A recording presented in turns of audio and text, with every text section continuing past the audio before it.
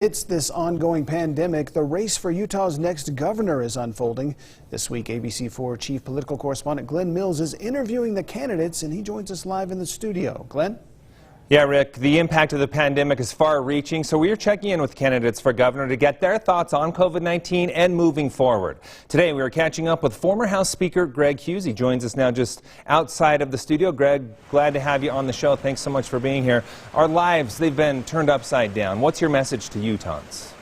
Look, tough times don't last, tough people do. We are the state of Utah. It was born, its heritage, its history, in tough times. And so I have every confidence in the world that if there's any state that will work its way through these unprecedented times we're in, the state of Utah will absolutely do it.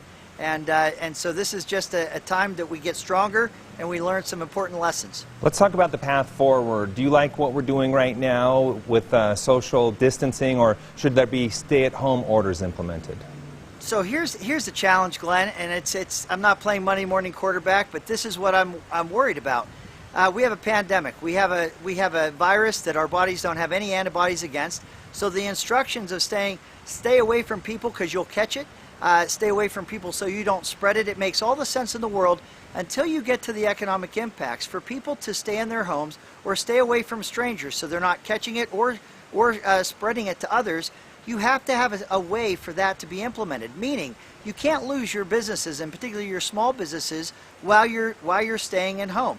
If you have a job and you miss a paycheck, the working people of our state, to be able to do the things that we're asked to do about staying away from people, how do you practically do that if you do have a paycheck or you're expecting one?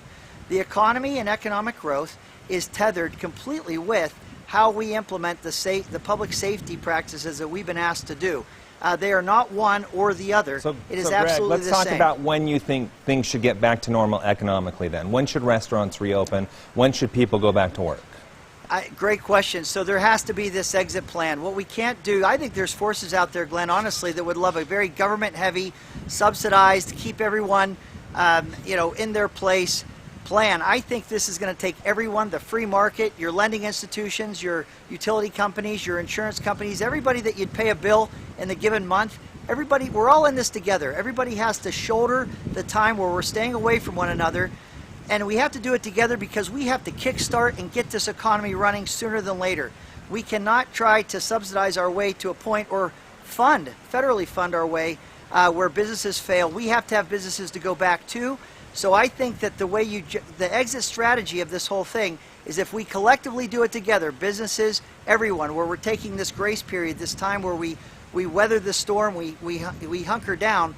We got to get back to a free market. We got to get back to our lives as normal. You don't do that by depending only on the federal government. You got to do that by everybody. We're just going to give this grace period and this time to get through this. I know President Trump is looking at it that way. He has said, look, folks, just give us 15 days and see what the world looks like. We ought to just do that. Let's get this 2 weeks. One other question. We're running out of time, Greg. One other question for you. This has changed your campaign. You were going for convention only. And everything has changed. No caucuses. Convention is changing. Should there be accommodations made for candidates in this race to get back on track? So accommodations are made. I don't social distance by nature as a human being. I didn't sign up for an election cycle where I would never get to meet face-to-face with a delegate or a group of delegates. I am not gathering signatures. I have a convention with delegates. I will have only met through video teletown halls. That's not something I planned, but the worry with changing laws, this is something we can do without changing the law in terms of how we communicate. If you change the law, it gets dangerous. We're going to have to end it on election. We've got to make sure we don't tamper with that too much. Okay, we're going to have to end it on that note. Thank you so much for being here with us today. We appreciate it. Thank you, Glenn.